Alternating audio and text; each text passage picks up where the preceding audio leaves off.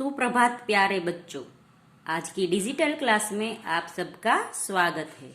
आज के वीडियो में हम सीखेंगे हिंदी सुरभि 2 का एक काव्य था। वो 7वें पाठ में आया था। 7वें पाठ का स्वाध्याय खत्म होता है तभी ये अपठित काव्यांश आता है। अपठित काव्यांश यानी हमें कभी पढ़ा नहीं है वैसा काव्य का अंश। काव्यांश यानी काव्य का अंश और अपठित यानी हमने अभी तक जो नहीं पढ़ा हो वह। कविता पढ़कर पूछे गए प्रश्नों के उत्तर लिखिए।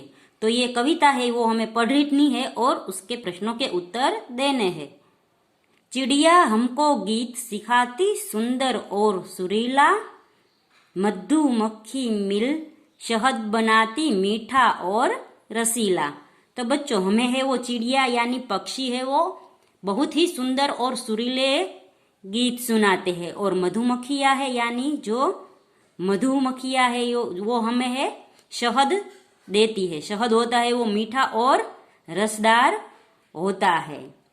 गाय भैंसे भेड़ बकरियां घड़े दूध के भरती। और गाय भैंस और भेड़ बकरियां है वो दूध के घड़े भरती है यानी हमें है वो दूध देती है। बच्चे जिसको गट गट पीते बड़ी भलाई करती। तो गाय भैंसे भेड़ बकरियां हमें दूध देती है जिससे बच्चे है वो झट पी जाते हैं और ये है वो एक भलाई का काम करती है। हमें दूध देकर वो हम पर एहसान करती है, वो एक भलाई का काम करती है।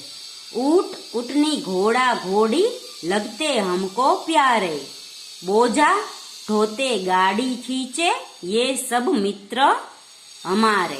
तो ऊंट उठनी और घोड़ा घोड़ी वो सब हमें प्यारे लगते हैं, बहुत अच्छे लगते हैं क्योंकि वो बोझा ढोते हैं। बोझा ढोना यानी हमारा सामान उठाते हैं जिसे हमें उठाना ना पड़े। और गाड़ी भी खींचते हैं जैसे ऊंट गाड़ी घोड़ा गाड़ी ये सब होती है वैसे ये हमारा सामान भी उठाते हैं और हमें भी एक जगह से दूसरे जगह ले जाते हैं। इसलिए ये सब है वो हमारे मित्र है।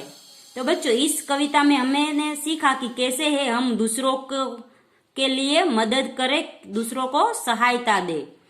तो हम है वो एक दूसरे की यदि सहायता करेंगे मदद करेंगे तो है वो हम एक दूसरे से खिंचाव महसूस करेंगे और एक दूसरे के प्रति है वो लगाव महसूस करेंगे। यदि हम एक दूसरे की मदद ना करें तो दूसरा व्यक्ति भी हमारी मदद नहीं करेगा। इसलिए हमें है वो दूसरों की मदद करनी चाहिए, भलाई का काम करना चाहिए। जैसे गाय भैंस भेड़ बकरियां ऊंट उटनी घोड़ा घोड़ी ये सब है वो हमें दूध देते हैं, हमारा बोझा ढोते हैं और हमें एक जगह से दूसरी जगह भी ले जाते हैं। और मधुमक्खियां है वो हमें शहद देती है। यदि ये सब ना करे तो हमें है वो विटामिन डी जो दूध से मिलता है वो नहीं मिलेगा। और बच्चे है वो दूध है वो बड़े शौक से पीते हैं। इसलिए हमें है जैसे ये सब हमारी मदद करते हैं वैसे हमें भी उसका देख रेख रखनी होगी, उसकी संभाल रखनी होगी। और सभी प्रकृति के तत्वों को और हमें सबको एकजुट होकर रहना चाहिए, वरना है वो प्रकृति के तत्वों के साथ हम एकजुट बनकर नहीं रहेंगे तो है वो जो हमारे वातावरण की कड़ी है वो टूट सकती है। इसलिए है हमें सबके साथ हिलमिल कर रहना चाहिए। यह इस पाठ से इस काव्य से सिखा दिया गया है। आगे है प्रश्न, कौन सुंदर और सुरीला गीत सिखाती है? तो चिड़िया सुंदर और सुरीला गीत सिखाती है। फिर है शहद कैसा होता है? तो शहद मीठा होता है। तीसरा प्रश्न है गाय भैंसे तथा भेड़ बकरियां हमारे किस काम आती है? तो गाय भैंसे तथा भेड़ बकरियां हमें दूध देती है, इस काम आती है। कौन कौन से पशु बोझा ढोने में हमारी सहायता करते हैं? तो ऊंट उटनी घोड़ा घोड़ी जैसे पशु बोझा ढोने में हमारी सहायता करते हैं। आगे है एक और कविता का नाम है हाथी। इसमें है वो एक ताकतवर हाथी की बात की गई है जो बहुत ही घमंडी है। तो चलो देखते हैं हाथी के बारे में क्या कहा गया है। आपने घमंडी हाथी की कहानी तो सुनी होगी, लेकिन क्या सचमुच हाथी ऐसे होते हैं? आइए इस कविता में हाथी के बारे में जाने। तो बच्चों, हमने तो सीखा है कि हाथी है वो घमंडी होते हैं, वो पेड़ पौधे सब उखाड़ देते हैं। तो हमें पता चलेगा इस काव्य के माध्यम से कि क्या हाथी सच में ऐसे होते हैं। हाथी खाना खाता मन भर, पीता ज्यादा पानी, पर्वत जैसे इसके शरीर में है ताकत तूफानी। तो तूफान है वो पूरे घर को हिला देती है, पेड़ पौधों को जड़ से उखाड़ देती है। वैसे ही हाथी भी है वो ऐसा तूफानी और ताकतवर है, और पर्वत जैसा इसका शरीर है जो खूब खाना खाता है और पानी ज्यादा पीता है। एक जरा से झटके में वह देता पेड़ उखाड़, पड़ जाए जो शेर सामने वह भी जाता हार। तो हाथी है वो एक झटके में पूरा पेड़ से है वो उखाड़ देता है, और यदि शेर सामने आ जाए तो शेर है वो भी हाथी से हार जाता है और हाथी भाग जाता है। शेर है वो भाग जाता है। हमको पता है कि शेर है वो जंगल का राजा है, फिर भी है वो हाथी से डरता है। इस ताकतवर प्राणी की बच्चों अचरज भरी कहानी, किंतु नहीं समझना इसको तुम बिल्कुल अभिमानी।